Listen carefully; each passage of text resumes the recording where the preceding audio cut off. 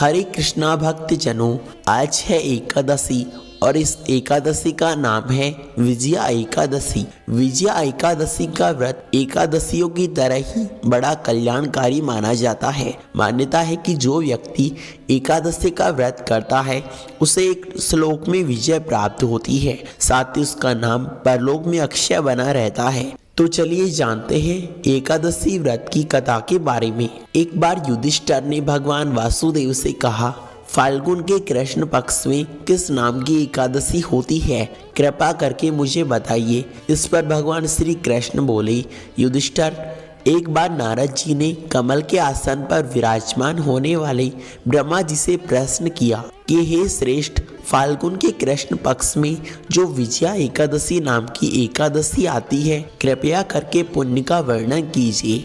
ब्राह्मण ने कहा, नारद सुनो, मैं एक उत्तम कथा सुनाता हूँ। तो पापों का अपहरण करने वाली है।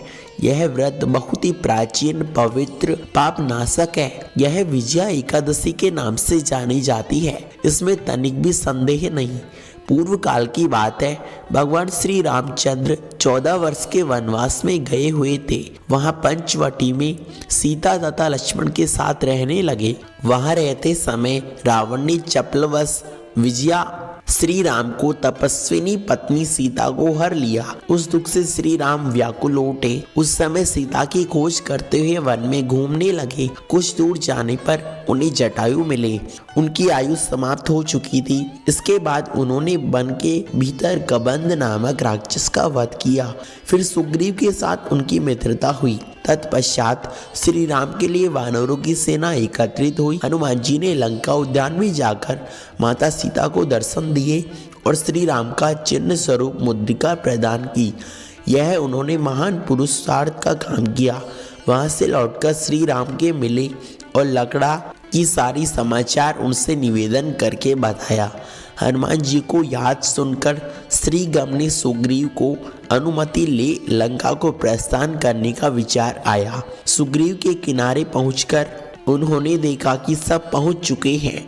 लक्ष्मण ने कहा, सुमुत्री नंदन, किस पुण्य से इस समुद्र को पार किया जा सकता है? यह अत्यंत अगाध भयंकर जंतुओं से भरा हुआ है। मुझे एक ऐसा कोई उपाय दिखाई नहीं देता जिससे इसे हम सुगमता से पार कर सके। लक्ष्मण बोले, महाराज, आप ही आदिदेव और पुरुषोत्तम राम हैं, आपसे क्या छिपा है? यहाँ द्वीप के भीतर बाल मुकुंद नामक मुनि रहते हैं। यहाँ से आधे योजन की दूरी उनका आश्रम है। रघुनंदन, उस प्राचीन मुनीश्वर के पास जाकर उनसे उपाय पूछिए। लक्ष्मण को अत्यंत सुंदर बात सुनकर श्री रामचंद्र महामुनि बालधाव्य के पास पहुँच गए। वहां पहुंचकर उन्होंने मस्तक झुकाकर मुनि को प्रणाम किया। मुनि उनको देखते ही पहचान गए कि ये मर्यादा पुरुषोत्तम श्री राम हैं, जो कि कारणवश मानव शरीर में अवतरित हुए। उनके आते ही महर्षि ने बड़ी प्रसन्नता हुई। उन्होंने श्री राम, आपका कैसे आगमन करूं, ये कहा। श्री राम बोले, ब्राह्मण देव, आपकी कृपा से राक्षसों सहित लंका जीतने के लिए सेना के साथ समुद्र के किनारे आया था। मुनि, अब जिस प्रकार समुद्र पार किया जा सकता है वह उपाय कृपया करके मुझे बताओ। तब ऋषि ने कहा, श्री राम, फाल्गुन के कृष्ण पक्ष में जो विजया नाम की एकादशी होती है उसका फल करने से आपकी विजय अवश्य हो जाएगी। निश्चित ही आप अपनी वानर सेना के साथ समुद्र को पार कर सकेंगे। राजन, अब इस व्रत की फलदायी विधि सुनिए। दशमी का दिन आने पर कलश स्थापना करें। वहाँ सोने, चांदी, तांबे तथा मिट्टी का बर्तन ले। उस कलश को जल से भरकर पल्लव डालें। उसके ऊपर भगवान श्री सत्यनारायण के सुब्रमण्य विग्रह को स्थापना करें। फिर एकादशी के दिन प्राचीन काल स्नान करें। कलश को पुनः स्थापित करें। माला, चंदन, गंध, सुगंधित पुष्प चढ़ावे, नैवेद्य अर्पित करें। कलश के सामने बैठकर सारा दिन उत्तम कथा सुने। रात में जागरण करें। अखंड व्रत की सिद्धि के लिए घी का दीपक अवश्य जलावे। फिर द्वादशी के दिन सूर्योदय होने पर कलश की जलाशय में समीप स्थापित करें और विधिवत पूजा करके देव प्रतिमा सहित उनकी वंदना करें और दान दें।